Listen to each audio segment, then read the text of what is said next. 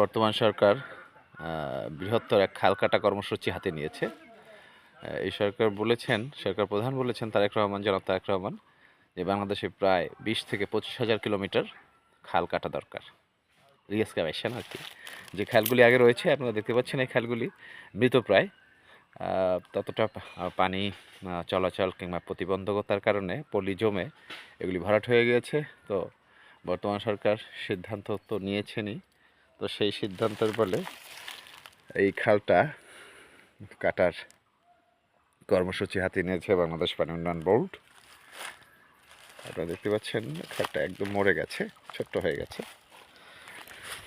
তো এখানে খাল কাটার আগে যেটা করতে হয় সেটা হলো প্রি ওয়ার্ক।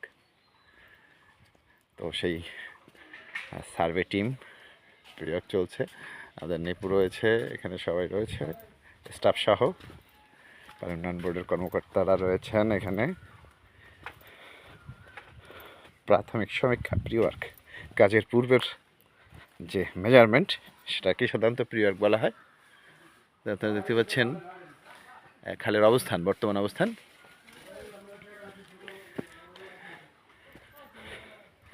যদি এই খাল কাটা হয় তাহলে পানি চলাচলের জন্য একদম উন্মুক্ত হয়ে যাবে, এবং আপনারা জানেন পানির কি গুরুত্ব এখানে সকল কাজে। এখানে আশেপাশে ধান ক্ষেত রয়েছে, আপনারা দেখতে পাচ্ছেন।